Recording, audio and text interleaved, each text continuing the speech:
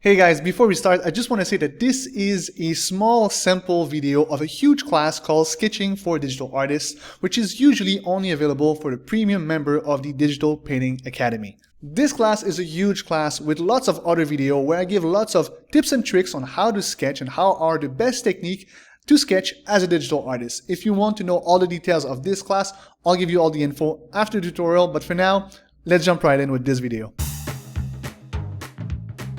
Hi, in this video, I'll be teaching you how to draw in proportion from observation without any ruler or grid so you can start sketching reference pictures freehand like a pro. We all have been suffering from crooked sketches at some point in our life. The mistake we do is to rely on memory even when we are drawing from observation. To fix this issue, we simply have to learn how to observe and measure things properly with our eyes, and in this video, I want to show you how.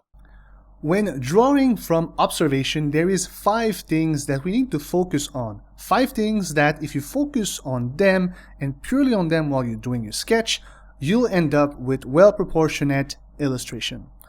The first one is to simplify things into shapes. What do I mean by that? Is every curve, every element can be either a square, triangle, circle, any kind of shape like this, or even a form such as a cylinder or a cone or a cube. Even the outer shape of the whole object can be considered as a shape as well. Being able to deconstruct forms or object like this with your eyes is going to help you to basically draw them, because it's much easier to draw sharper angles and geometric shapes than organic form. Number 2 is to find the angles. It's a little bit like doing the simplifying of the shapes, but this time it's to keep an eye on the angles. Now you don't need to know exactly the percentage of the angle, but just being able to guess what kind of angle there is. Every curve can be simplified as an angle, and doing this simplification is going to help you to also place them on your canvas, because a curve or a circle is much harder to place than an actual straight line. So being able to simplify everything and find the right angles is going to be really useful. The third thing is to compare the placement. When you start your illustration, your sketch, you're basically going to do a kind of puzzle. You start at one place, let's say at the bottom here, and you go straight up and you're like, all right, so I have a space between the tip, the bottom tip, and the upper tip, and this distance is a little bit longer than the distance between the tip of the banana and the tip of the peel. And you start comparing each place like this. That will give you repairs on where to place the different element of your sketches. The next thing is to compare the positive and negative shapes. So having the positive shape is the banana, the negative shape is everything around it. And you have any kind of object, you can imagine that the subject or object is the positive and anything else is the negative. And being able to see that is going to give you very specific shapes, like the angles here between the banana and the peel. That's a great example. Same thing right here. Keeping an eye on this is going to give you key repair to basically continue to draw from observation. And the number 5 is to compare the proportion.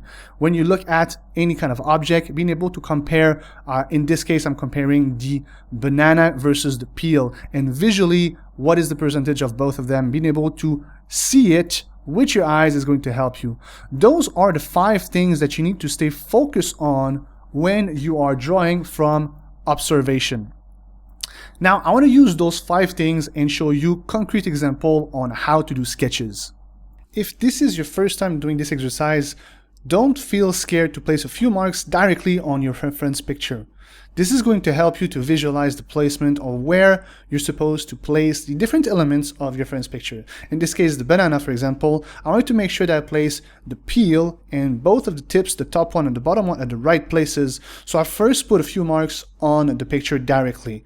Later on, you'll be able to develop skills to do this without doing any marks on your picture. But if you're starting, don't feel scared to actually do it. It's going to help you and give you the momentum to continue. Doing illustrations from observation is really about taking your time and observing and comparing the different angles and different shapes that you're creating. Truth is, if you have difficulty doing this exercise, it's probably not because you're not able to draw accurately, it's probably because you're not looking with enough focus.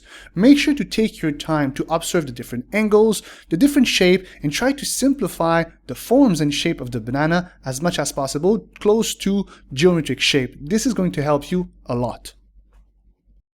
Drawing in proportion is really hard. You'll actually see me replacing things with the lasso tool, and I suggest for you to do the same. Don't stress about being perfect on the first go. It's really like a puzzle. You draw some places, move some places, compare them, and then realize that you did something wrong, erase it, and redo it. It's all about back and forth and making sure that you follow, in no particular order, the 5 steps or 5 focus that I showed you previously. After a few practice, you'll see that you won't even have to place marks on your picture directly. You'll be able to eyeball the actual proportion. You'll start with a few straight lines, a few geometric shapes, and within those shapes, you'll be able to place some detail and go with enough accuracy that you won't have to measure as much over your picture anymore. You'll be able to eyeball them. But this takes a little bit of practice. So if this is the first time again, don't feel scared to place marks directly on your picture. When you're drawing something super busy like this rose, for example, try to start with a big shape first and start after that placing one shape at a time, comparing the different shapes that you place. It's really the way it helps me to think about it. It's like a puzzle. You place one piece and then you look for the other piece, and one piece at a time you'll form the actual illustration. It's all about taking your time and observing with a laser focus.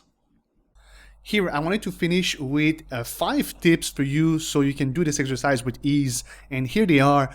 The first one is take your time and slow down. This is in no way a speed painting. So it's really important for you to take your time to observe and take your time when you're doing your sketch. You'll have better results if you slow down.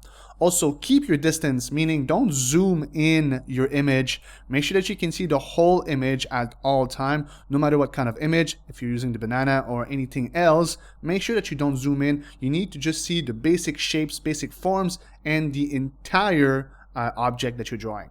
Don't draw things, draw shapes. Really try to focus on geometric shapes, on angles. Make sure to simplify the form. This is going to help you to basically see the proportion with more ease.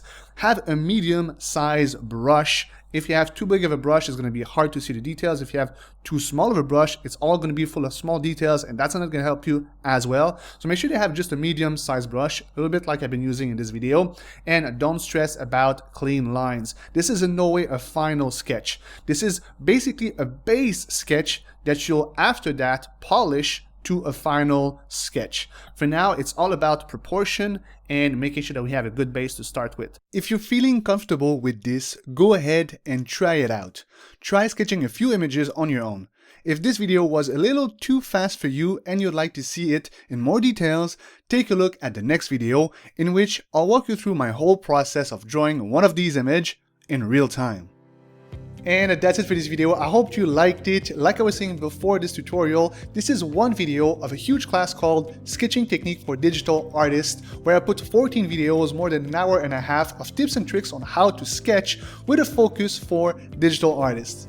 This class is packed with techniques used by professionals to have better sketches. You learn on how to sharpen your vision to draw in proportion, the step-by-step recipe to draw anything from observation, the best tools and techniques to ink your sketches or ink your artworks, how to draw perfect curves and perfect circles, learn about also the best brushes for doing sketchings, and much more.